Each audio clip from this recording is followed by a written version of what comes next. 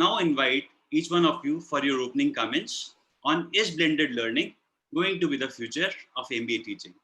I'll start with Dr. Atmanand. Sir, may I have your opening comments, please? Thank you very much, Anshul ji, for giving me this opportunity to share.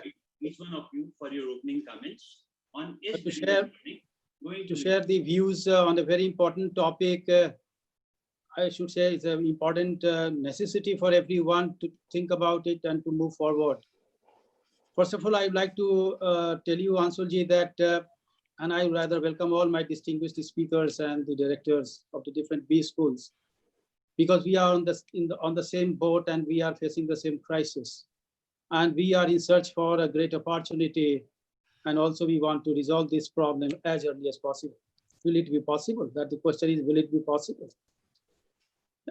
Well, institutions, B schools need to innovate, focus, realign, and respond to new normal. Because the pandemic situation has exposed all of us, whether we are ready for this kind of crisis that has emerged out of this virus. So I would like to say that use a digital first approach for targeting and enhancing student experience. Second thing, that we have to think that we have to move away from classroom teaching to online or the combination of both hybrid mode of learning. Therefore, we have to create an engaging student experience as focus is likely to shift to lead conversion from lead generation. Therefore, refine and strengthen the brand position through COVID-19 efforts at an institutional level so that the students, parents, and other stakeholders will prefer those institutions that produces positive social impact. I repeat, positive social impact. And develop the content strategy that helps differentiate your offerings in the digital crowd and engage with stakeholders in a clear and transparent manner. It is precisely in this perspective I would like to say something about the blended learning, the necessity of the blended learning and why we should go for it. Well, as I said earlier, the COVID-19 has created an atmosphere for technology-enabled learning in higher education in India. I would like to say here, Anshulji, that it is the time that policymakers and educators in our country should come forward and take the advantage of the current situation to reform Indian higher education and create a resilient system that supports equity, excellence, and expansion. So therefore, what is blended learning? To my mind, the blended learning is a combination of traditional learning and online learning in a way that the one complements the other. It's a hybrid learning. Face-to-face classroom practices are combined with computer-supported activities with regard to content and delivery. Therefore, the hybrid learning, if it is supported by technology-mediated instruction, or I would like to say web-enhanced instruction, then it becomes a great success. But blended learning is the need of our in the present crisis or scenario in every aspect of education in our. Therefore, blended teaching, to my mind, is the combination of both face-to-face as well as the online. But there are certain skills and the competencies which are required to be developed by both the educator, trainer, and the students. So therefore, those competencies, I would like to summarize as in terms of the ability to, quote unquote, the ability to combine online instructions with in-person instruction, the ability to use digital tools to monitor student activity and performance in order to guide student growth, the ability to implement learning environment that allows students customizations of goals, pace, and learning path, the ability to facilitate online interactions with and between students. So therefore, if pandemic has tested us about our readiness of this crisis, today we are sitting here and discussing about the opportunity of using the blended learning in terms of online platform and its efficacies and benefits, etc. But there are certain issues and the problems and the pitfalls of blended learning in our country. And in fact, I'm not talking of the almost all B schools, but majority of the institutions, higher institutions are facing. Number one, and these are the feedbacks which we have received from the students, major stakeholder, inadequate internet connection. Number two, a lack of electronic devices available with the students and the parents. And third thing, development of or availability of robust IT infrastructure with the B school or educational institutions. But I'm not very much pessimistic. I'm very much optimistic in the sense that I can see a great opportunities before India. Now, India can harness this opportunity to manufacture digital equipments as early as possible, which will increase the indigenous manufacturing capability of Indian companies, and that will bridge the digital divide. So, my distinguished guests, my point of contention here is this, that it all depends upon that which type of technology or the technology intervention that we require to move the business forward. And therefore, to move the business forward, the responsibility of the B school is to redesign the course curriculum, rethink about the delivery mode of system, and also to adopt and adapt the best available technology. For example, the artificial intelligence, the machine learning, the power of new machines, which combines the artificial intelligence, machine learning, automation, algorithms, data analytics, big data analytics.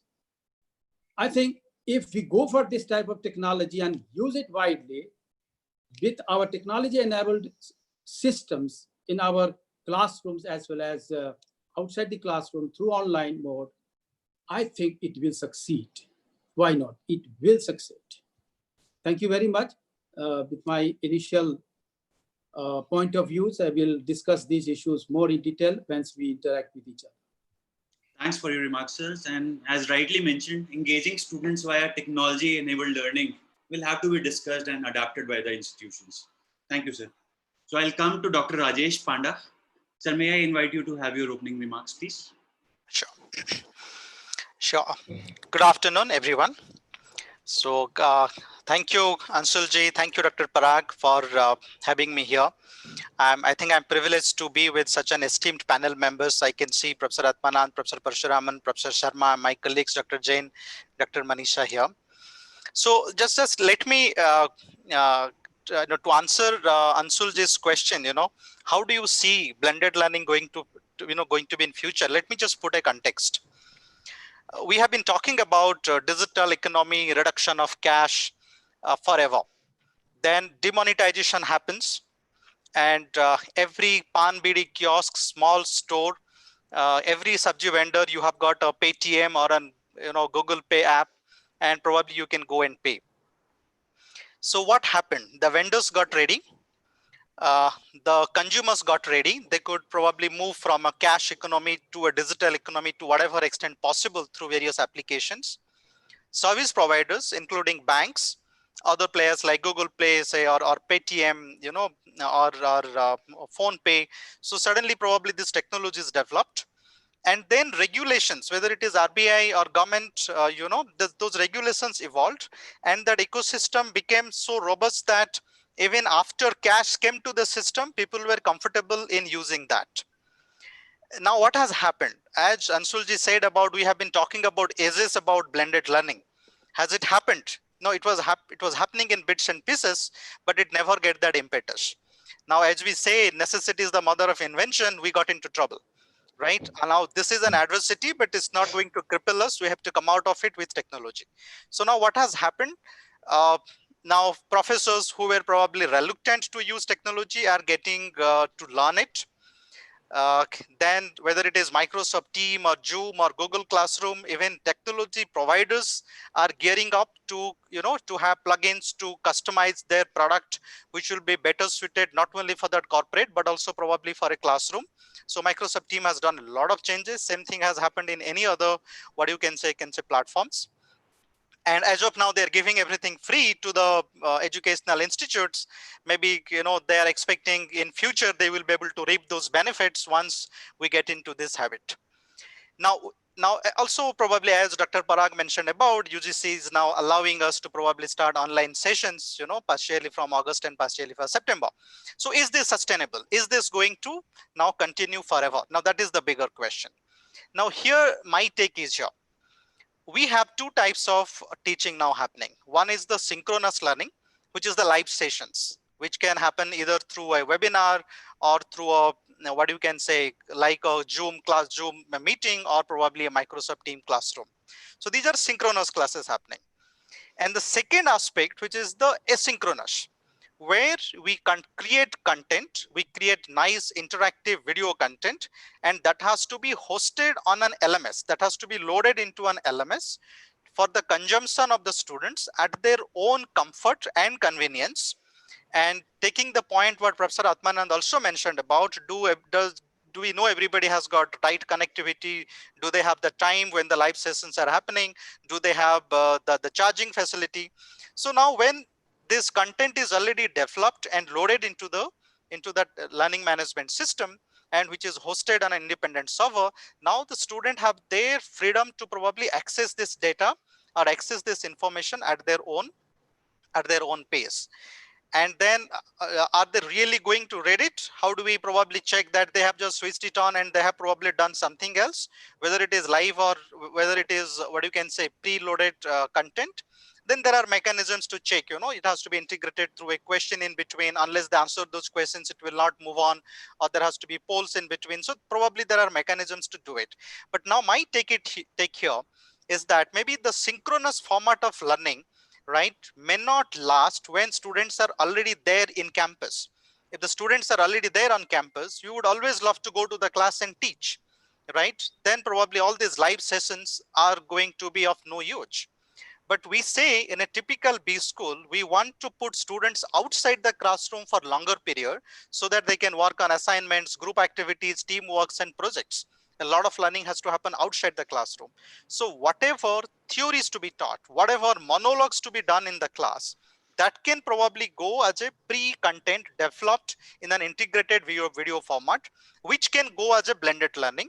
And all those discussions, case discussions, activities, Dr. Parag talked about that, how do we build that human aspect in the class? So those case discussions, activity, those things probably can still happen in the class.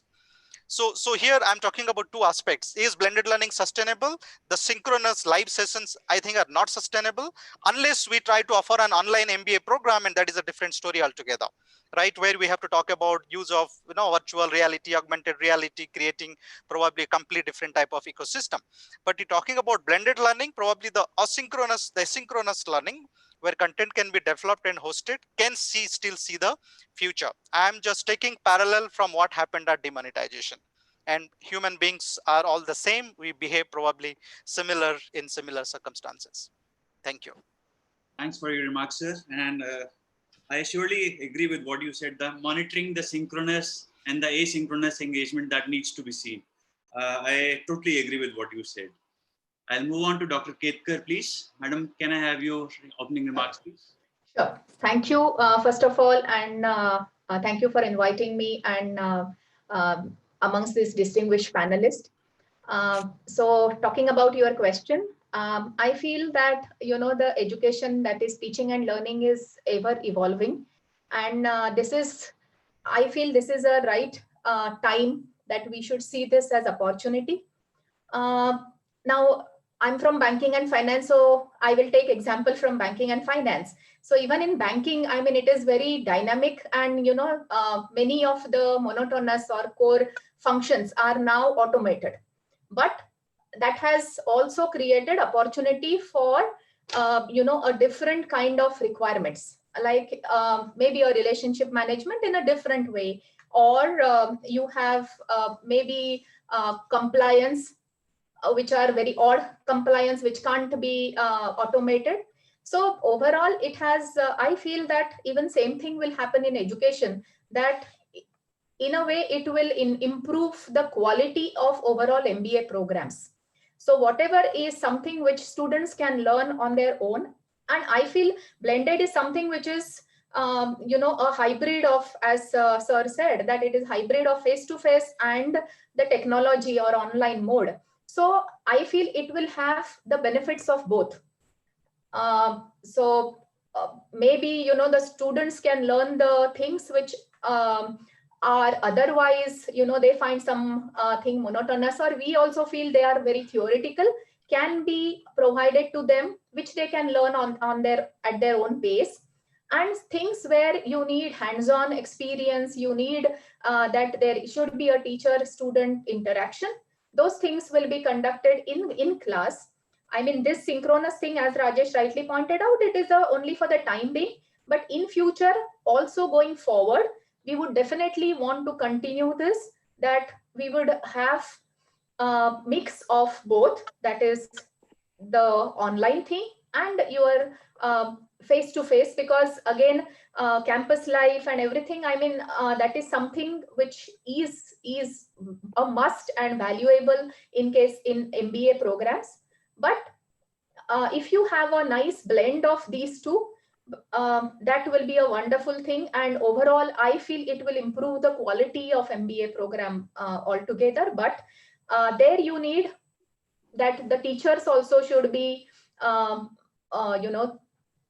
improve their capabilities. The students should be in an acceptable mode.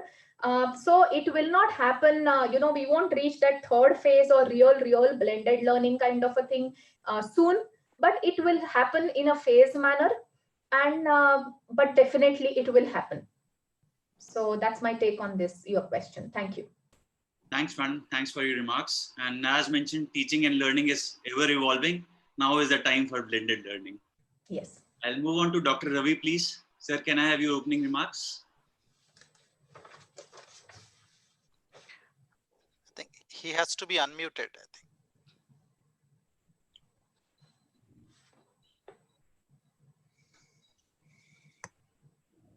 Okay, thank you so much, Anshul ji, Dr. Kelkar. Thank you so much for making me part of this webinar. And feeling very happy to be part of this elite group of panel, especially Professor Atmanand, Professor Sharma, Professor Parasuraman, Dr. Das, and my colleagues, Dr. Panda and Dr. Ketkar. Very good afternoon. Very interesting topic and very timely topic. And let me start with one statement. I mean, they say we are all in a same boat, the proverbial boat, but this time we are all in the same storm, but not necessarily in the same boat, because our ability to sustain to the storm depends on what kind of boat we are in.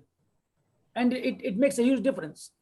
Since last 4 months, out of 4,000 odd B schools that we have in India, all of them have responded very, very differently to this in terms of measuring up to what is expected, what to do, how to reach out to students, how to engage the students, and so on and so forth.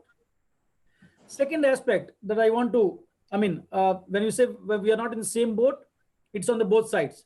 From the student side also, and from the students are also not in the same boat, because they all have different set of resources, different set of environment at their place, home or wherever they are stationed, and resources at their disposal and their economic status and so on and so forth. Same is the case with institutions in terms of their administrative flexibility, the budgetary provisions, training of their staff and teachers, and then their IT infrastructure and so on and so forth.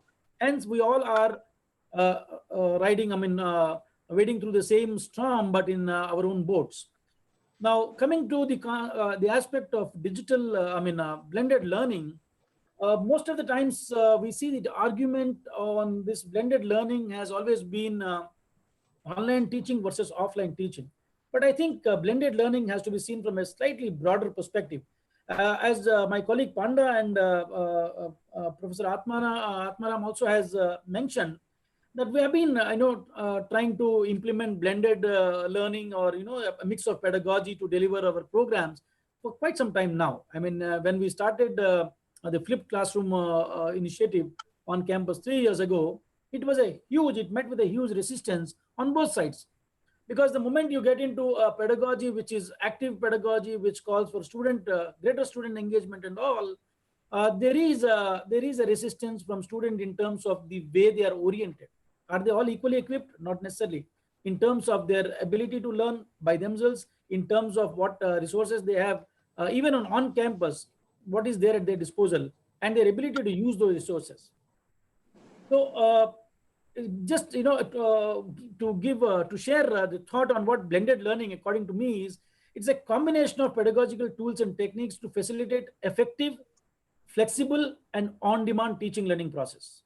Now, the words to be underlined are effective, flexible, and on-demand. Now, the current digital platform, or the shift to the new platform because of the crisis that we are in, as Dr. Panda really said, demonetization has forced us, or rather broken the resistance to change for all of us to adopt to digital payment. Same is the case with COVID. It has kind of expedited the change process, and we are all now willing to do, in fact, longing to hop onto the digital bandwagon. Now, what it brings in as a complex of pedagogies, a blended learning model, is it enables immersive and experiential engagements, experience sharing, and experimentation by offering great flexibility. Now, again, the word flexibility is the key here. Flexibility in terms of timing, in terms of pace, and in terms of need. That is on time, on demand, at my time, and at my pace. Now, are our programs designed for that? Is our administrative bandwidth sufficient enough to encourage that? Is our policies, education policy and policy level, are we prepared to absorb that?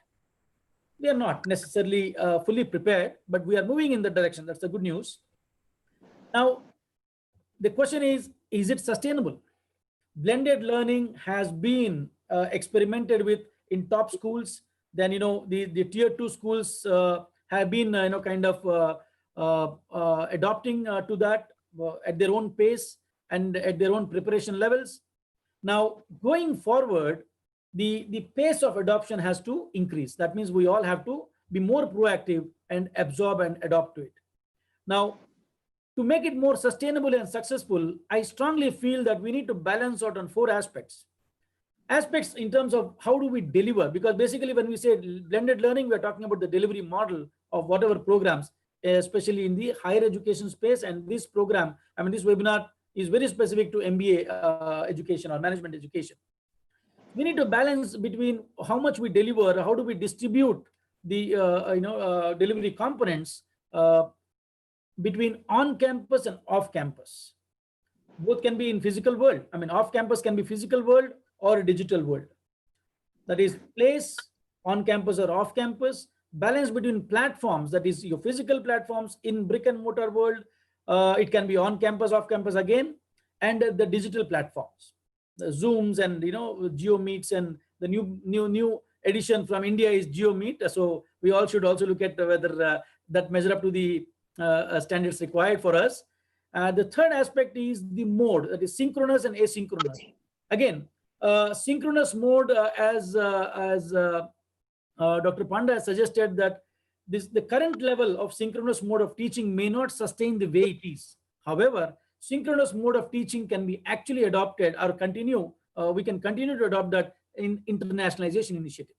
A lot of synchronous mode activities, not just teaching, but even group activities in international scenario on digital platforms can be enabled, can be done. So we don't need to have our own faculty doing a synchronous class when our students are on campus, but we can certainly engage all our international partners or institutions and corporate partners to share their views and all. So the whole idea, the drudgery of travel and time involved and cost involved will actually come down. And in fact, accessibility will also improve. So synchronous to me is going to increase to continue, but yes, we need to balance it out. So mode has to be balanced out.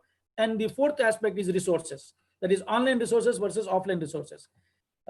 What amount of resources you actually make available in offline mode and in online mode. Now, all these four aspects bring in different challenges for us. Unless they are addressed, this won't be very sustainable, or it won't be very effective. It may sustain out of, it becomes trendy and fashionable. The practice may go on, but it may not deliver the goods as we desire. When you talk about place, the challenge that we have is essentially the administrative challenge in terms of on-campus and off-campus. Do we have enough bandwidth and enough partnership forged to conduct our courses offline with our corporate partners and all that? Or, to have live projects, to have, rather move beyond whatever we are doing in a very customary fashion, like our summer internships and all. We have to build a 360-degree continuous engagement model with corporate. The challenge with platform would be the pronounced digital divide that we experience now. Now, we all assumed that we are well-connected country, the mobile penetration is very high, the internet usage is ever increasing, and so on and so forth. But when we started, going online and going digital with our students, that's where we realized that the digital divide, which was never, thought of, is actually very much pronounced in terms of what we have on both sides. Many institutions don't have necessary basic infrastructure also to conduct effective online sessions. Same is the case on the other side, that the students are not prepared, whether it is cost consideration, whether it is connectivity, technology considerations, whether it is culture considerations, and so on. So digital divide has to be addressed to ensure that the blended learning is more effective and sustainable. The third challenge, which is reference to the mode, is that of synchronous versus asynchronous. The challenge here is something called digital fatigue, which we have been getting as a feedback. Now, digital fatigue is a new term which is coined recently in my management lexicon, is where people are, students, learners as well as faculty members are really getting fatigued due to continuous exposure to screen or technology or your digital platforms. So there has to be a balance struck between asynchronous and synchronous. How much exposure to digital platforms that we are asking for in the name of blended learning has to be addressed. So digital fatigue issues has to be addressed. And fourth aspect, which is about the resources, online versus offline resources. Now, it is also, again, it is well researched and globally also established that when too much of online resources are used, the human tendency or the brain works in such a way that whatever is available online or digital, we tend to forget with an assumption that we can always access it anytime. This happened. A typical example in our lives are we don't remember the mobile numbers. Sometimes even to the extent of not remembering or taking risk of not remembering the mobile number of our own spouse. So, getting into trouble. But that's the reality of digital amnesia, where people tend to forget. So too much of exposure, too much dependence on the so-called online resources is also a challenge. So 4 modes to balance to ensure that the blended learning sustains in future, and 4 challenges to address to ensure that it remains effective. With those comments, I think I rest my comments here and will be open to questions going forward. Thank you so much for the opportunity. Thanks, sir, for sharing your views. And as you started that we are all in the same storm, but not in the same boat. And the mantra suggested by Dr. Ravi is effective, flexible, and on-demand teaching. Wonderful, sir. So I'll move on to Dr. Parasuraman, please. Yep. Good afternoon, all of you, and wonderful to be part of this very esteemed panel. Now, just to bring the whole discussion to one perspective, there was a lot of criticism about B-school education, about the way B-schools were being run or management programs were being run, things like rediscovering MBA and all that. And any number of seminars have been held in recent times, I'm saying up to February this year, in which people were discussing about how the current MBA system needs to be improved. And the areas that were identified were in terms of developing soft skills, developing emotional intelligence, bringing in a spirit of ethics and values, and also making the student a rounded individual, a ready leader, in which he develops as much soft skills and emotional skills and ethical skills as the hard skills which are required in business. Now, there was a situation when suddenly this COVID attack came and everybody was forced to somehow go into online, at least as a temporary firefighting mechanism. I still think it's only a firefighting mechanism. Each one of the institutes that I know has been reacting to this in different ways. We ourselves have done it in a particular way. We trained our faculty for online teaching a little bit, went into some international seminars and had discussions with our international partners as to what best works in an online scenario. Again, differences of opinion everywhere. People said that it just cannot be a 60-minute talk. It has to be videos in between, it has to be questions in between,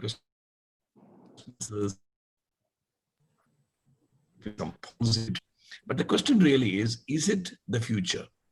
I honestly believe it is not the future, because what's going to happen is basically when we think about the campus, as Dr. Manisha Ketkar was mentioning, we have the system about having the campus, having the environment of group study, then we have the case discussions which can happen, then the whole environment of the students among each other, rubbing on to each other, that sort of situation, where we have certain students with very bright mathematical background, some other students with a high communication background, but they join together and then each one learns from each other, that sort of situation.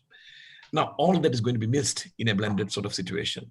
If you're going to pretend that the e-library is there and the e-resources are there and which can substitute for the campus sort of resources, then I think we are very badly mistaken. So now that we have no alternative, now that we have no choice at all, in the sense that we have to manage with this situation because of the COVID-19, it is only a temporary sort of solution. It cannot be a permanent solution. The other reason why I say this is that while we have all the other things, maybe we can substitute by giving supplementary material, etc. There's certain things like, for example, being part of a conference. For example, in our institute, we have 3 international conferences every year. We have international tie-ups when foreign students come and these students go. These are experiences which cannot be substituted. And then for becoming a total communicator, that also will be badly missed. But having said that, we need to also improve upon whatever online education that we are currently trying to impart in the COVID times. That would include, as Dr. Rajesh Panda was saying, about probably having videos being given first and then following that up with lectures, etc. Actually, in my opinion, all that blended learning will work best for corporate executives who already have a job, and you can give them material and probably give them a supplementary learning. But I think as far as full-time personal feeling. Thank you, sir. Thank you so much. And what I understand is that you mentioned that blended learning is more towards executive programs and MDPs. And this is currently a temporary solution which we are following up till the COVID times. Right, sir. Thank you so much. I'll move on to Dr. Shobha Das, please. Good afternoon, everyone. It is a hard act to follow after so many wise people have talked. So I'm going to try. I'm going to step away from blended learning as necessarily the current phenomenon and just unpack it a bit to see what I take away from it. Blended literally is bringing together of different things. And I see it as 5 different things coming together. The first is a lecture-centered versus a participant-centered mode of learning. So the old way of the guru disseminating information. Instead of that, we focus on the participants and draw them in. That's the blending we now do, the guru versus the participants becoming guru and participant. The next way I look at blended is the content of learning, which is both theory and practice. And we all are from business schools where theory won't do. The real world of business awaits our students. So we must combine theory and practice. The third way that I look at blended is the sequence in which things are taught. So first theory and then practice, which is what Dr. Jain said. The flipped classroom method is exactly that, where you present the theory to the participants, either in a priori before the class starts or at the front part of the class, and then the practice happens. So the sequencing is blended. Fourth way that blended is looked at, and this was mentioned by Dr. Panda and Dr. Jain about synchronous and asynchronous. You vary the timing. So sometimes the students are with you as you engage in the learning, and sometimes they're not. You deliver the content, but they do it at their time, 24/7 being the convenience.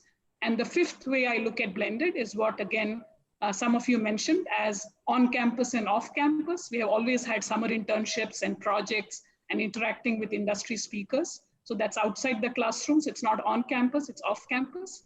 And as I look at these five, I don't think anything has changed today. We continue to do lectures which are guru-based and participant. We continue to do theory and practice. We sequence theory and practice differently.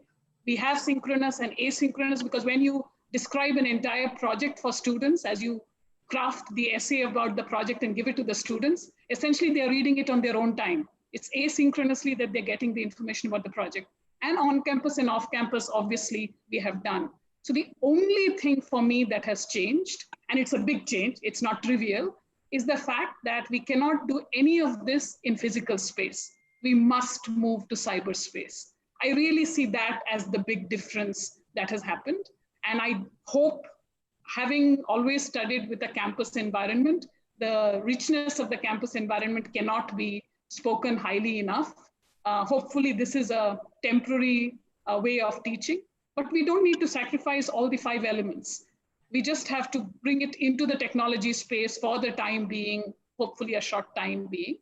But for me, the worry is not so much from the instructor point of view. Some of us, there are many young people in the audience, some of us have white hair and have done this for a while. For us, the technology is a challenge. To address a computer and be as engaged while delivering your content is hard. The Zoom screen doesn't do it because you don't get the feedback. The chat engine is not active enough. The discussion forum is not lively enough to get the engagement. Younger faculty will probably find the learning much easier of technology. But for me, the greatest worry is the students and the digital divide, which Dr. Jain alluded to. This morning, I was reading something in the Manorama that had come out by somebody, and the author puts it really nicely. He calls it the 3 Ds. One is the digital divide, the fact that students may not even have access to internet on a regular basis.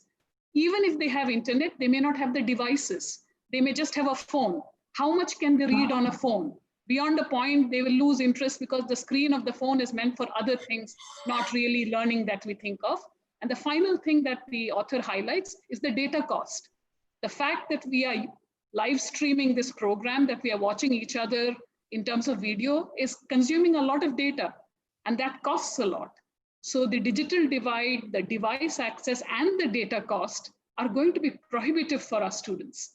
And I worry about that much more than the lectures or the technology or the off-campus. For me, that is really the thing that we have to worry about and try to figure out how to make it as brief and as less painful as possible for our students. Thank you. Thank you, madam. And you have beautifully defined it, blended as a mix of 5 elements: lecture-centered, participant-centered, content of learning, synchronous, asynchronous, on-campus, off-campus. Thank you so much, madam. I'll now move on to Dr. Sharma, please. Thank you very much, Anshul. I'm grateful to you for giving me an opportunity to share my views in the presence of highly learned, accomplished, and experienced experts. Now, I have heard with rapt attention whatever has been stated by Dr. Atmanand and Professor Parasuraman and Professor Panda and Professor Kelkar. particularly. Professor Ketkar made a beautiful point when he said that MBA learning is basically about self-learning. I was very impressed. Actually, MBA learning is not teaching in the class. This is unfortunate, actually, the way we are conducting classes, and we start explaining things that these are the 4 things and these have 9 advantages and 20 disadvantages. And then we try to conclude. That is not MBA learning.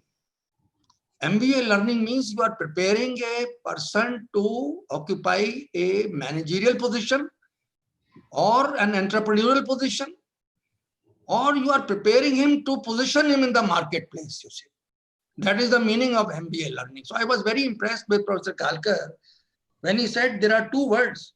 We as a nation have not prepared our students for self-learning and for group learning. These are the 2 words he used. I was so, I would say, impressed with the beautiful summary he made. Now, ICFI, the institution which I represent, we had one great visionary, Professor N.J. Yashasvi. He believed only in these 2 words. And the entire system and ecosystem that has been developed in the last 25 years is primarily to transfer this academic pursuit or academic driven MBA into a practice oriented MBA, where we talk about concepts, we talk about theories for a short while, and then immediately we move to the practice and we connect the student to the marketplace. So in that context, I have been a part of a campaign called LMS, Learning Management Systems, in IBS, right from 2011 onward. From 2011 onward, we had a person or a professional who was creating an environment in the organization for blended learning, which basically meant at that time there was no COVID, there was no crisis, there was no demonetization, there was no behavioral constraints, sir. Nothing was there. Everything was fine. We are basically a case study driven institution. So within this case study also, Professor Yashasvi was of the view that we must have what is called asynchronous component of teaching learning process. And this asynchronous should be developed by the faculty as a part of its research and research orientation actually. People should conduct research and people should do what is called the interdisciplinary approach should be followed for problem solving. And then together, along with the students, they should create what is called the learning management systems, which we called Quick Force. And this Quick Force became a centralized kind of a platform where the students could directly access that information before the classes, a priori, as Madam said. So we have been used to it, but I must confess, it did not take off the way it actually took off in the last 4 months.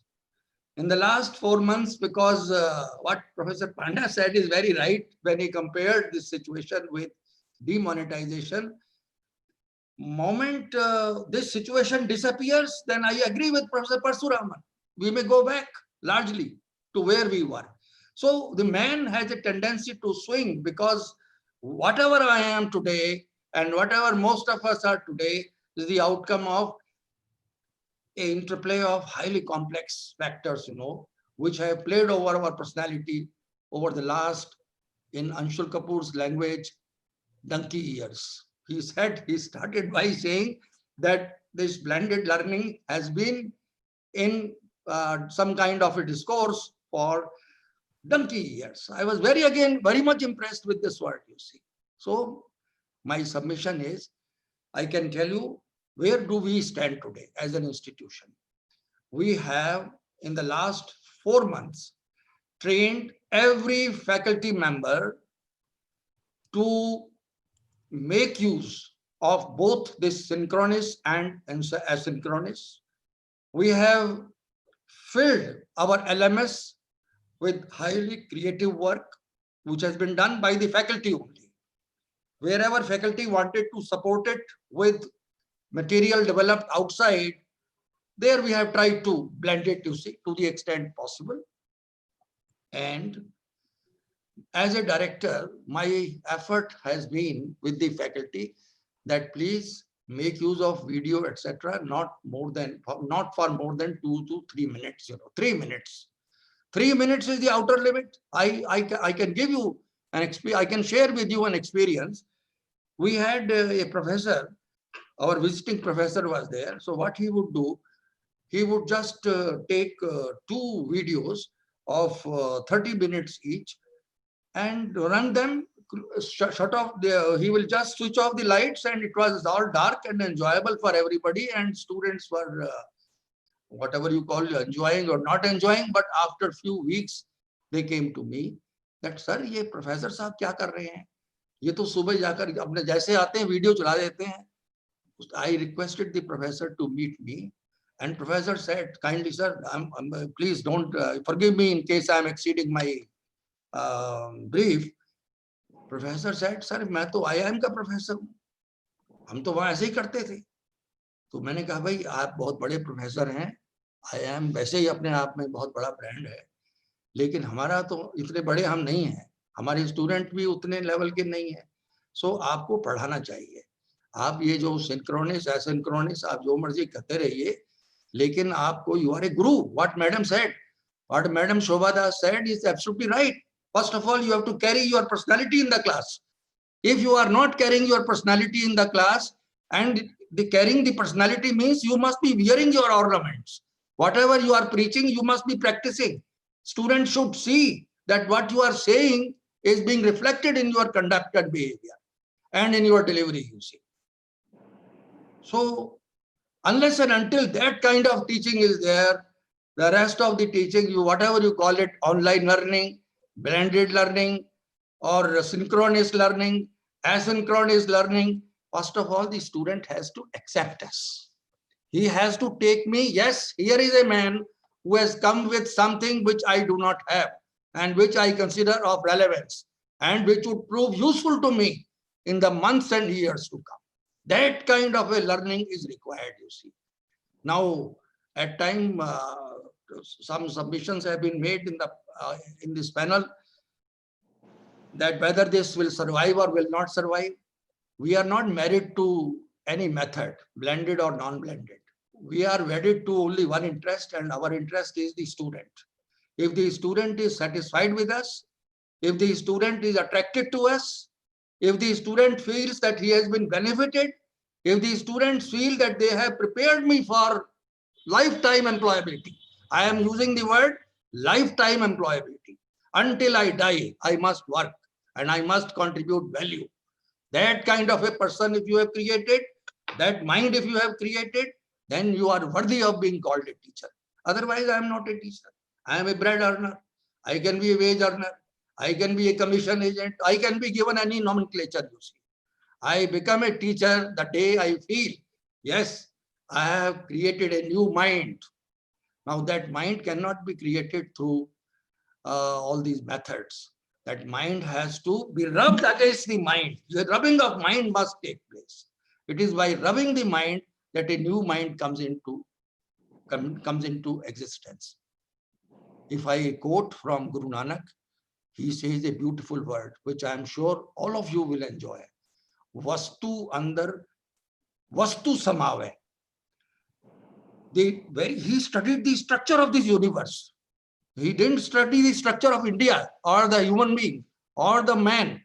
He says vastu andar, vastu samave, duji hove paas, which means there is a compound, and in that compound you add another compound, and you come in, and a third compound will come into existence, you see. And this third compound is a combination of course, both the first and the second, but it could be far superior. Vastu andar, vastu samave, duji hove paas. So likewise, on the one side we have the teacher, on the other side we have the student. It is only when these two people have a union, they join heads, that something meaningful comes out. So at this stage I will stop, but all I can say is that we are already we have, in a way, I can't say mastered that, but we have already established an ecosystem in which the blended learning is taking place. I'm not saying again that students are 100% satisfied. I'm not saying that the 100% teachers are satisfied. It is an evolving, emerging scenario in which there are challenges to be faced every day, but by evening you feel satisfied. Yes, you have added value, you have solved some problems. And then, of course, there is a third element, which is the management. They have to bring in huge investment. This ecosystem, this entire digital system requires heavy investment in infrastructure, both on the side of the student and also on the side of the college or the campus or the institution. So all this has to go together. But finally, what we have to see is, where does our student stand in relation to us? If the student is benefited, then we have a right to exist. If the student is feeling threatened and he feels, I don't know what is going on with me. And in today's scenario, one more thing I want to share. When the student is learning from the screen, behind the student is standing the mother and the father. Sometimes they are bringing a cup of tea for the son. Sometimes they are bringing breakfast. Sometimes they are seeing these teachers. What is the quality of these teachers? Actually, we as a teaching fraternity are highly exposed today. Earlier, even I did not know as a director how my faculty is performing. But today, because of this online business, I enter any class and I know who is who. And are you prepared? Are you answering the questions? There are teachers who only carry questions to the class and they are unrolling their questions. When the student is asking the answer to the questions posed by the student, they say, we'll come to that. We'll come, yes, we will come to that. We will see. Now, this is not teaching. So I think, Anshul, thank you very much once again. I will come again back to you for providing any clarifications, etc. Thank you. Thank you so much, sir, for sharing your views. And you rightly mentioned that practical learning is the key for the students. And I'll take it forward from your suggestions only. So professors will also have to be trained and prepared for this blended learning and have to adapt to this new standards. Speaking to a screen, as you suggested, at times and not getting a response would feel monotonous. What suggestions would you like to share with them to adapt to these new standards? I'll start with Dr. Das, please. Dr. Shobha Das. Well, we have the usual tricks, cold calling, but the camera is off. So you have to call by name and hope that the right person is responding. Polls are often suggested because some technology allows polls to be done. Breakout rooms are being tried out, but you don't know where the students are going. So for me, it's always, you can give an activity, get them to do it off the camera, and then call them back to discuss it. So you are not suspicious of what they're doing, but they do know there's a timeline. In 5 minutes, they need to come back and share, and you could call on them. And this is something that their brother or sister or their parent hanging around cannot do for them. It has to be based on the class inputs. So the intent is to basically get their attention, to remind them that they may be called upon to deliver. It's a little bit of a threat, but I think too much of being kind to them leads to them switching off. So you do have to engage with them by telling them you'll call on them. Right. Threat is also required, no, you were saying. Yes. Right. So let me move on to Dr. Panda, please. So can we have your comments? He is on mute. Yeah. Yes, to unmute himself. I was waiting to, now I'm on mute. Okay, thank you. So as Dr. Das mentioned, yes, it's a real challenge. We always say that this is the best alternative, but this is not the best solution. Being professors, we would always love to have students in front of us so that we can engage them in a meaningful discussion. Even if we are talking about the theory, even something which doesn't require discussion, but we probably request opinions or views from students so that we can engage them in a meaningful work. Because as a professor, we are not trainers, we are not teachers, we are facilitators. of probably knowledge creation inside the class. So is online sessions, whether synchronous or asynchronous, can they replicate? I doubt they will be able to replicate. But I think these are in the ups, so we don't have any other alternative now. Yes. So probably this is the best way to do. So what we can do, as Dr. Das also mentioned, yes, breakout rooms in Zoom is an option, or probably polls, and sometimes you have to, you know, throw some quizzes to answer, which can be recorded. And what we have been trying or probably discussing also in a synchronous manner, after the class is over, within next 1 hour or 2 hours, everybody has to give a short assignment, which is based on whatever has been taught to them. Right now, here the challenge is some people may not have attended the session. So we keep those recording of those sessions, and probably they can see those recordings later. And as per their convenience, again, they have to respond back. If it's a asynchronous learning material where the video content has been given, so we have, you know, last 4 years we have been using Moodle, which is an open source learning management system, to host our what you can say, our interactive content. We have been using iSpring, which is a e-learning suite to develop interactive content. So what we do, suppose this is going to be a 20 minutes lecture, and I doubt that 20 minutes, you know, the attention span of a student will never be that long. So after every 5 to 7 minutes, we embed a small quiz. And if you don't click and answer those quiz, you will not be able to move to the next slide. So it means you cannot just play the video and do something else. You have to be attentive. So that breaks that monotony, that brings the student back to the slides at the same time. Those answers can be captured at the background, you know, because that is hosted on an LMS, and we can give some grade in that, right? So these are some of the, you know, small time interventions that are possible, but yes, as I mentioned, these are not the best way to do, but probably the best alternative to a classroom. Right, sir. Thank you so much. I'll move on to Dr. Atmanand, please. He has to leave a little early also. Can we have your comments, please? Yeah, I have to attend another webinar at 4 p.m. That is my institute, MBA webinar, which is on the role of data science in business decision making. My point of contention here is this, that if COVID-19 crisis has exposed us, then what are the lessons that we have learned from it? The first lesson is that educating citizens in an interconnected world. I mean, whether you like it or don't like it, but we have to accept it, we have to move forward. Second thing, in fact, most of you have highlighted this point, is about redefining the role of educator, redefining the role of trainer, redefining the role of professor. The notion of an educator, professor, as the knowledge holder who imparts wisdom to their students is no longer fit for 21st century, even COVID-19 post-pandemic. So we need to redefine the role of the professor, the educator, the trainer in the classroom, outside and inside. I have thought about 6 steps which are essentially required to be followed up if we want to develop a good education model post-COVID-19. The first step is resilience. The second step is the flexibility and adaptability. Third is emotional intelligence. Fourth is continuous learning. Fifth, entrepreneurial skills. And the sixth is creativity and critical thinking.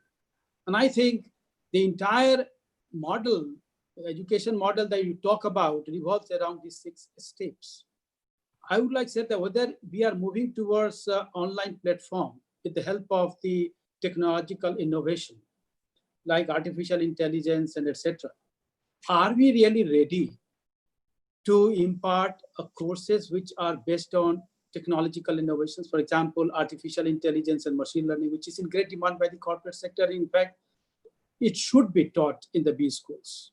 Second thing is about the what I think is that education should focus on generating skill sets, which means the students will have to be given the skill in terms of learning of R, Python, Tableau, all kinds of soft skills as early as possible, so that they can apply those statistical learnings, techniques, tools in terms of analyzing the business data, call it big data, or business data in a course of business analytics and data analytics. So therefore, I think that the role of data science as a sort of career option for the students is going to happen. And therefore, the B schools have to realize that the data science is going to be an area where plenty of job opportunities will be created and the students will demand for it. So, because that is basically in combination of artificial intelligence, the algorithm, the automation, etc. So therefore, how to move forward? In fact, what are the things that business schools should prepare for these challenges?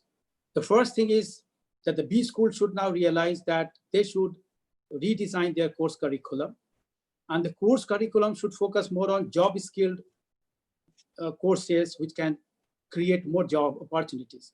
I would like to highlight here that if we introduce a course on entrepreneurship, well, entrepreneurship course is everywhere. Before COVID-19, it was there. But will it be profitable and a viable sort of model for B schools to have this entrepreneurship course post-COVID-19? I advocate for entrepreneurship as a job-skilled, job-creating course.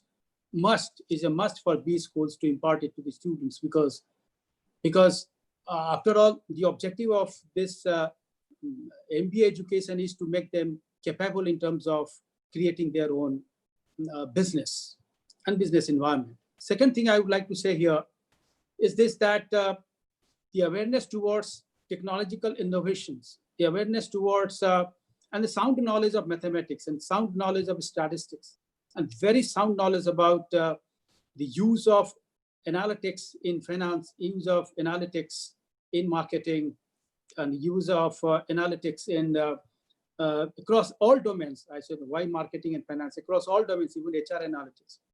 It's a must. And these things will strengthen the knowledge frontiers of the students to face the challenges in the corporate world. Believe me, my distinguished directors and the speakers, at the end of the day, what matters is what is the placement of your B score. Yes. And that is the yardstick, in fact, which is being measured by all the stakeholders. If the placement is good, everything is good.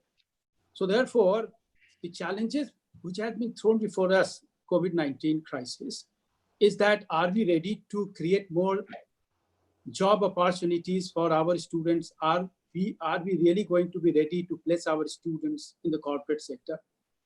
Do you think that the jobs will be made available in the corporate sector for large number of the students, in all the B schools? How are we going to face these challenges?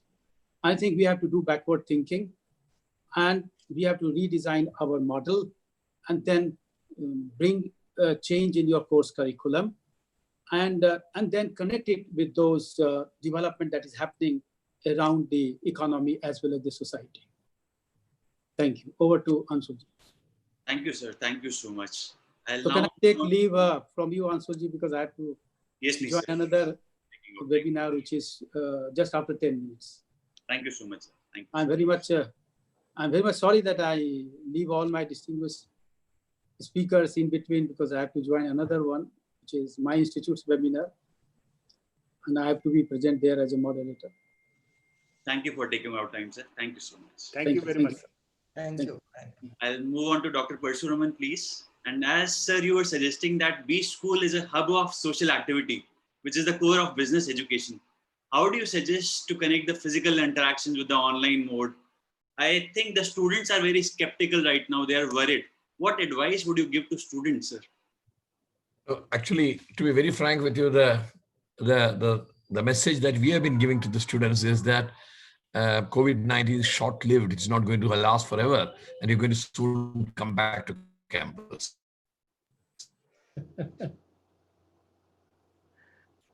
Have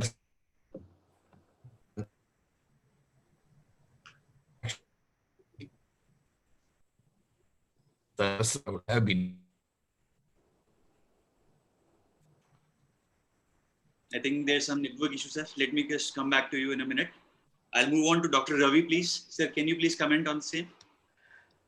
This panel, all esteemed speakers, if we see what all we have shared, there is a very interesting diversity in the way we're looking at the current challenge, and I think that defines the very idea of the opening statement that I make, that we are all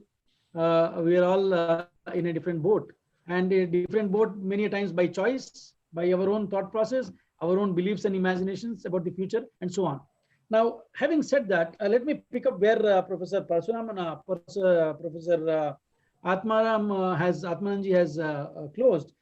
If we have to really look at the future skills and all, now the corporate is fast moving on to digital world. In fact, COVID is one crisis which actually made them rethink and react very, very quickly in moving on to, especially the service sector, moving on to digital platforms and work from home and flexi timings and so on and so forth. Now, for us to ensure that our management graduates are sufficiently oriented to that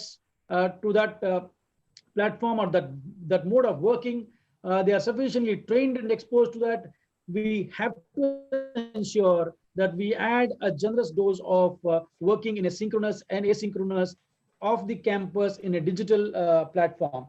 Now, here, while the orientation and training of students is a must, rather reorienting them or setting the expectations right is required. A little bit of effort is required on that side, but a huge effort is required in training and orienting our faculty members, because many of us as teachers, here itself in our discussion also, what Professor Sharma has shared and what Dr.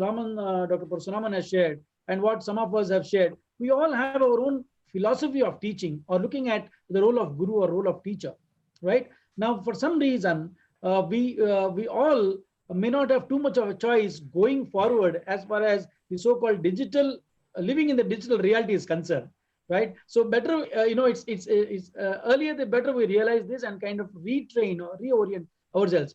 While we will make use of the physical environment or the on-campus interactions and all the social benefits that it brings in, we also have to ensure that we do justice in terms of resources and time for our students and for our administration, both. So a role of faculty, I look at how it has evolved and what it should be in future going forward, and also that as one of the speakers mentioned about redesigning our curriculum also. When the delivery model is redesigned, it also calls for redesigning our curriculum, and obviously triggered by that is investment in necessary technology components.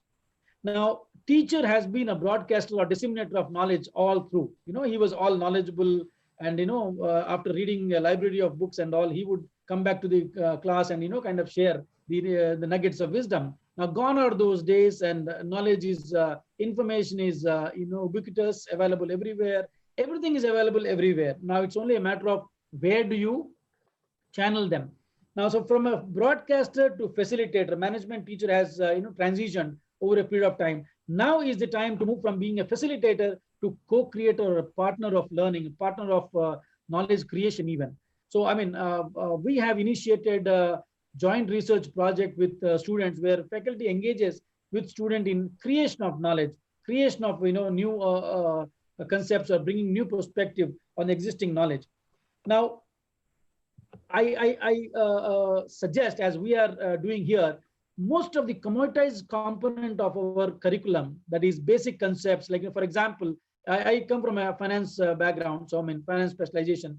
So for example, we are talking about time value of money. So the mathematical aspects of time value of money are very rudimentary, and it doesn't call for too much of a training. So those things can be commoditized, rather it can be done in an asynchronous manner, or a reading material or a reference videos and so on. And then the application part where you say, why don't you design a investment plan for a professor having 2 kids and next 25 years of work life, and this is the income and expected growth of income. Now, given this scenario, please apply the concept of time value of money and come up with the investment plan to meet the objective. Now, that's where the role of faculty switches. Now, can we do it in a digital world, or can we do it better in a physical world? Now, it's debatable depending on what is our orientation, but I strongly feel it is effectively doable in both the platforms. And hence, when we are going for digital, doing the same things in digital platform, we need a bit of more training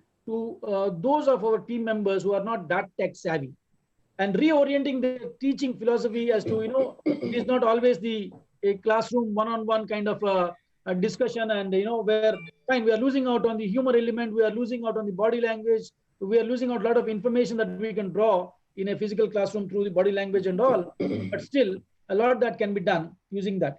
Now, the third aspect of co-creator or partner, now the approach has to be consultative.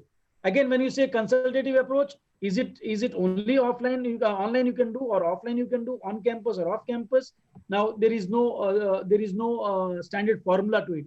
We have to arrive at a judicious mix, and each faculty has to arrive at their own judicious mix, sensing the comfort of, their comfort as well as their student, because they normally, when they take up specializations, they all branch off to smaller groups, and they kind of engage in mostly one-on-one or a very small group kind of assignments and all.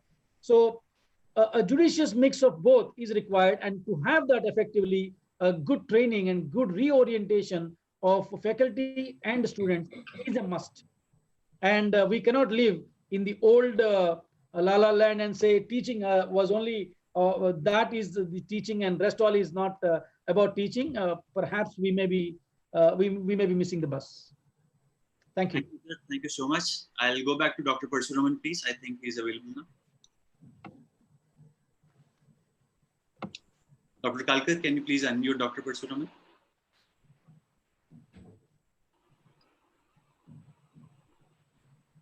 Okay, continuing this. So I was saying about the quick steps that the faculty need to do. So what we tried to do was we brought, I can only give my experience. I'm sure that some of you would have different experiences you could share that.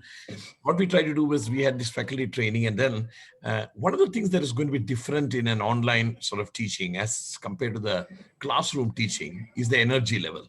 See, what's going to happen in an online class is going to be, most times faculty is going to sit and deliver, and that may or may not convey the energy. And faculty should actually dance around, maybe thump the desk or do something in order to do things better. So we installed the twin camera. So there's one more camera actually where the faculty has the option to actually stand up, and then also we introduced the writing software.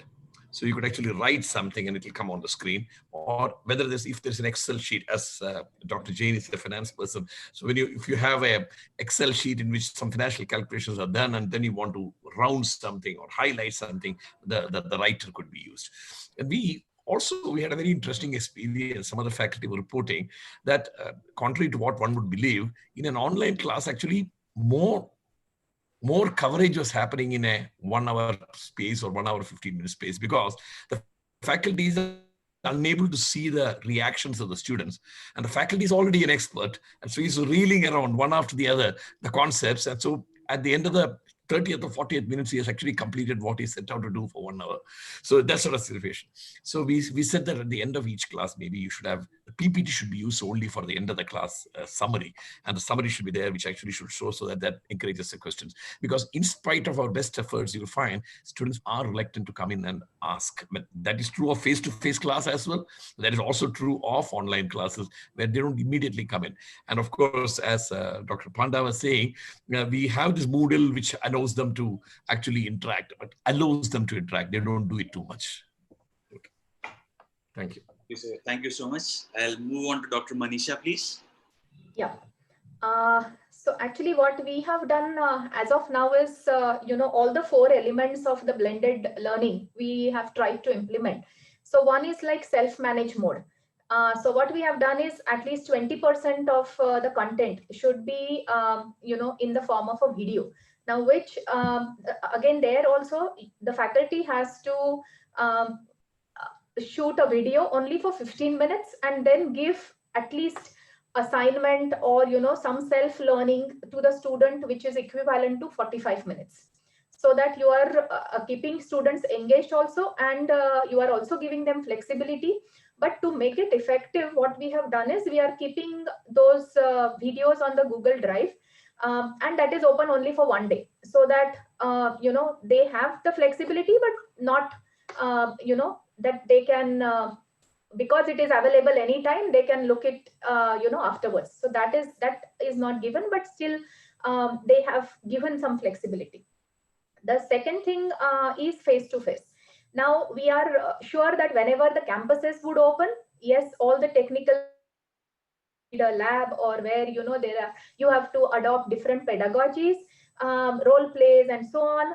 So all that content, yes, it will happen when the campuses would open, and we are hopeful that by September or so the campuses should open. But meanwhile, what we are doing is for the time being we are using synchronous mode, and that is for the refresher course or the bridge courses. Because what we find is, the synchronous mode, that is online teaching, is effective when you have small number of students. So mostly wherever you need a refresher kind of a course or a bridge course for junior batch, there we are going for the online mode, which is currently face-to-face in the form of synchronous. Once the campuses would open, then definitely, all that sort of things will happen in the classroom. The third one is the online, where you are actually blending. So there what we are doing is or the query solving and the problem solving of so there we have the problem solving sessions with the students. We have also have it is mandatory that if every after 4 videos you should have one session where you will have face-to-face interaction with the students. Now there you will gauge whether that video or is effective. I mean, whatever the students, have they really undergone that? Have they really understood that? So this is the third aspect, and the fourth is the assessment. So as even madam said earlier, so in between the synchronous session we have the poll, and even in the video sessions we have in between assessment planted. Also we have given that we are using the Meet where the submission of the assessment is mandatory. So, and which is evaluated by faculty, so that faculty are also able to gauge that whether students are in with what the faculty has taught. Yes, as also the faculty side, yes, you need to revamp your whole PPT or whole your content, because it can't be the same what you will otherwise teach in the classroom. So yes, they also took a longer time to actually revamp the whole content, because the way you will deliver in online and offline would be totally different. So these are a few things which I felt that something which was important, but at the same time, as blended rightly pointed out, yes, some content can be given as online the way we are giving, and that will continue. But your on campus physical presence and what the students learn, maybe through field trips, through collaborations, or their peer-to-peer learning, and again they are managing so many events, so their organizing skills, their time management, the crisis management, that is also very important. So we are also looking forward that when the colleges or the physically it would open.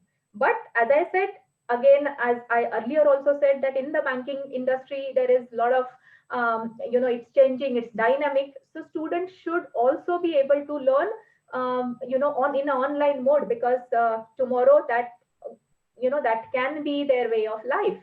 So I mean, it should be a big good balance of both. Thank you. Thank you so much. May I request Professor Sharma's comments, please?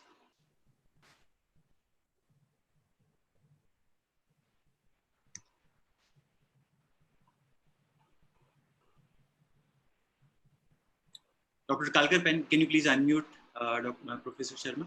So, Dr. Sahab, Mr. Kapoor, will you like to just repeat your question so that my answer is very focused? Right. So I wanted your advice for the students who are actually in a dilemma right now, that the social aspect of the business school, how will they attain that information and that rubbing around with each other? How will they gain with the online education? Right. I wanted your comments on that. Thank you very much, Anshul. Thank you.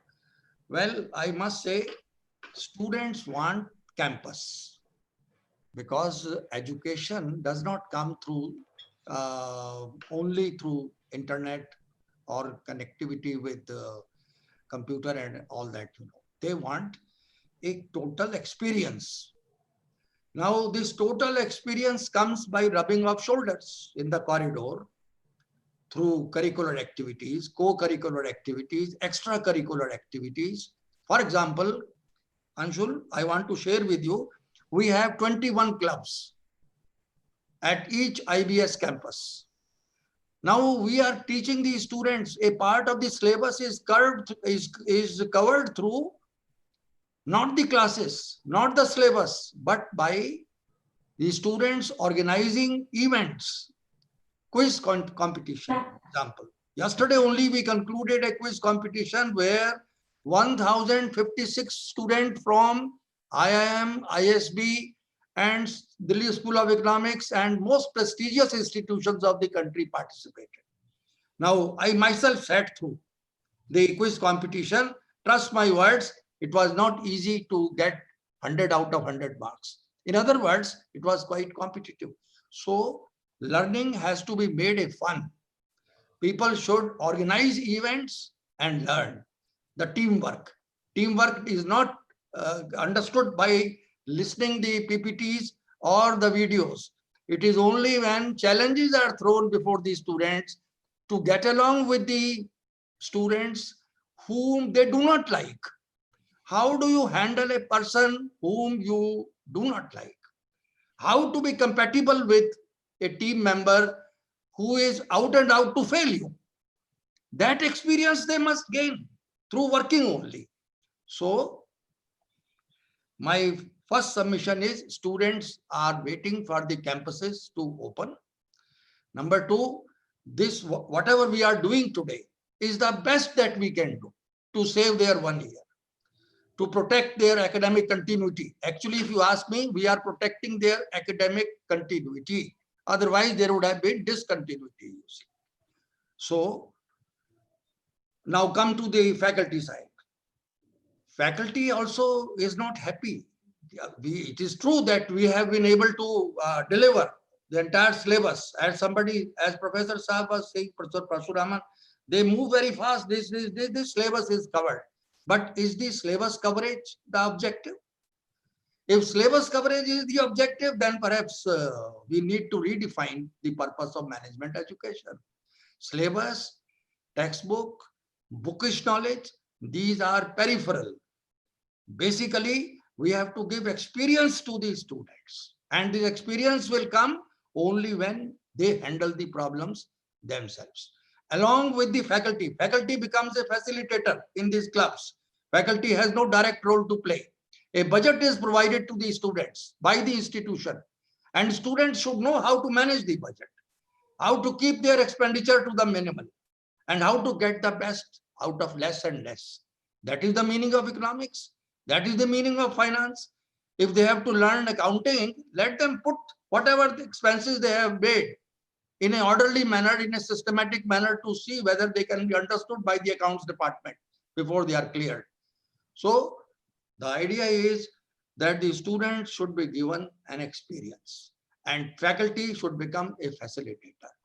Another thing, Kapoor Saab, I want to share with you that we have this asynchronous material loaded onto LMS or Quick Force, which is uniformly available at all 6 IBS campuses. So whatever I am teaching at Gurugram is also being taught, say, in Bombay or in Pune or in Bangalore or Hyderabad or Calcutta, etc. So when the students come to know that here is a teacher or here is a system where they can learn while doing. What is project-based learning? Project-based learning is learning by doing. Let them commit mistakes. Let them mismanage the budgets. Let them run into other colleagues, and pick up quarrels. But through that learning, they become better prepared for facing the marketplace. Thank you, Anshul. Over to you. Thank you so much. May I also request Dr. Kalkar's comments, please? Thank you, Anshul. And the first thing I would like to thank that this lifetime employability skills, I think, is very important for all of us to think of. I think 3 things we have to revisit our whole system is need to recheck about. First is the product, that is the kind of curriculum we run. Second is the process, that how we deliver, I think synchronous or synchronous classroom or through activities and various things.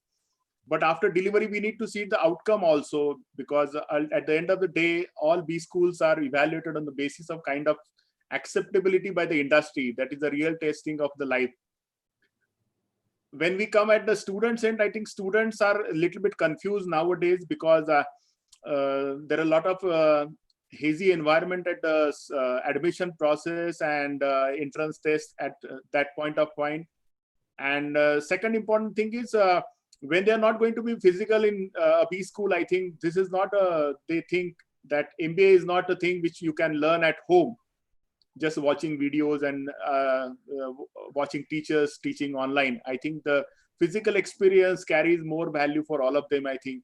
And the second important, which I learned from all of you, is the campus experience. All of you have very enriched campus experience, where teacher facilitate students' activity and student learn.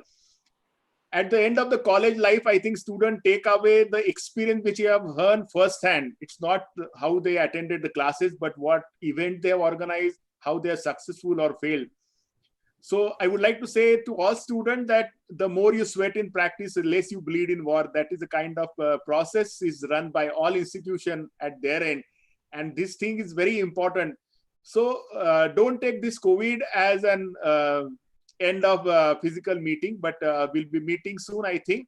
But rather than we'll not stop learning. I think our learning can be continued through online, synchronous, asynchronous initially, I think. And whenever the systems and the government allow us to be physically in a classroom, I think that is the best thing which will happen. And all of us at various institutes are waiting for students to come. I think our campus is empty without students. We have made beautiful campuses, beautiful infrastructure, beautiful technology, books, library, and everything is available. Need students to be there. I think they can learn from sports, learn from event, learn from activity, and so many other things are very important. And for teachers, I think teachers are more worried, because when they teach in the class, they are more comfortable. They can make smaller mistake, or they can use some videos which they have not checked that it is copyrighted or not. But in online mode, most of the teachers are afraid, because it's a digital mistake. It is available everywhere. So you have to be very careful in choosing your content. You have to be very careful that how you make your PowerPoint. And as Sir has rightly told, that it's not only a single student, his whole family is watching all of us. So they must be creating some impression about our teachers, ourselves, that how the business school is run. Otherwise, whatever student tells at home, that is a final version. Even director doesn't know that how the faculty, each and every faculty conduct classes, because we don't enter generally in the classroom. But I think this online mode, I think everybody is now open. We have to be perfect, we have to be accurate, and we have to see that things are delivered in the way they are supposed to be delivered. So there are challenges are there. I think we have to, when online, we have to be in physical mode, we have to start the classes, something we can prepare in digitally also. One thing I always think that this is a time for all good teachers to become a global teacher.